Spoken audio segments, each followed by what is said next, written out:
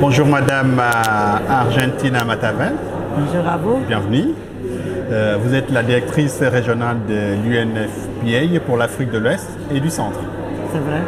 Voilà, vous êtes aujourd'hui donc dans le cadre de cette rencontre de Suède. Alors ma question, quel est le rôle de l'UNFPA dans le projet Suède? Merci, c'est une question pertinente. L'UNFPA a été confié par les gouvernements membres du projet Suède et par la Banque mondiale, l'entité financière, d'assurer l'assistance technique et la coordination du projet. Donc dès le début, on était là dans la conceptualisation même de l'idée de ces projets, parce que c'est un projet qui converge très bien avec le plan stratégique de l'UNFPA. Pour l'atteinte de résultats de zéro décès maternel évitable, zéro besoin non satisfait en matière de planification familiale et zéro violence basée sur les genres. Donc quand on a conceptualisé ces projets avec la Banque mondiale et les pays membres, c'était ça, l'autonomisation de la femme et le maintien des filles à l'école. Et donc l'UNFPA, à cause de son mandat, à cause de son expertise de plusieurs décennies, depuis sa création, on a été confié de faire l'assistance technique. Très bien. Au moment où les pays tentent de sortir de la Covid-19, comment le projet Suède apporte-t-il des solutions pour atténuer les vulnérabilités des femmes et des filles aggravées par la pandémie? Oui. En effet, l'UNFPA, comme on est dans les pays membres, on a des bureaux pays, on connaît la situation et on fait des recherches continuelles. Donc on était là pendant la Covid, même avec la Covid, on a continué de faire notre travail, par exemple d'assurer que les femmes aient de l'assistance pendant l'accouchement, pendant les grossesses. On ne s'est pas arrêté.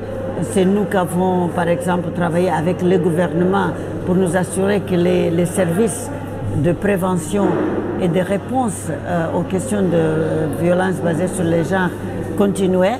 Parce qu'au début, c'était la panique, personne ne savait comment répondre à la question Covid et les services s'arrêtaient. Et là, avec notre plaidoyer, avec nos connaissances, on a mis des plateformes en ligne pour continuer les services aux bénéficiaires.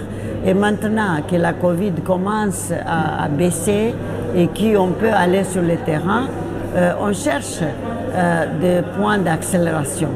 Et comment l'UNFPA veut accélérer, c'est d'intégrer des technologies d'innovation dans les programmes à partir de maintenant. Vraiment, on est à la recherche globale chez le secteur privé, chez les autres agences des Nations Unies, chez les partenaires même des communautés. Quelles sont les activités innovatrices qu'on puisse amener pour accélérer? Et aussi, il faut regarder aux pesanteurs sociales, parce qu'il y a des pratiques néfastes dans les normes sociales. Ce n'est pas toute norme sociale qui est positive. Elles ont été peut-être bien et acceptables dans une certaine époque de nos générations, de nos vies, mais aujourd'hui, il faut qu'on aide, on travaille avec les communautés pour vraiment qu'elles-mêmes fassent une analyse pour regarder et voir quelles sont les normes qui les tirent vers le bas et pour passer au développement. Très bien. Alors, la transition démographique en Afrique reste un défi. Et en tant que partenaire du projet Suède, quelles recommandations adressez-vous aux États membres du projet? Je crois que c'est vrai qu'aucun pays fut développé sans atteindre la transition démographique. C'est-à-dire que le nombre d'enfants par femme ne dépasse pas, par exemple, le nombre de remplacements qui est à 2,1 ou que la croissance populationnelle ne soit pas plus élevée que la croissance économique. Parce que bon, si notre salaire n'augmente pas et qu'on continue d'augmenter le nombre de bouches à nourrir et à habiller, alors c'est difficile d'aller au-delà.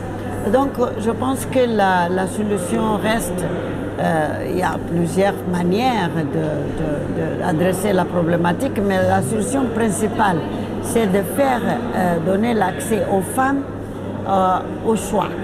le choix de nombre d'enfants et du temps où elle peut avoir ses enfants. C'est-à-dire les femmes et les filles doivent avoir le contrôle de sa reproduction, qu'elles ne soient pas esclaves de la reproduction, mais qu'elles puissent contrôler et choisir le temps et le nombre.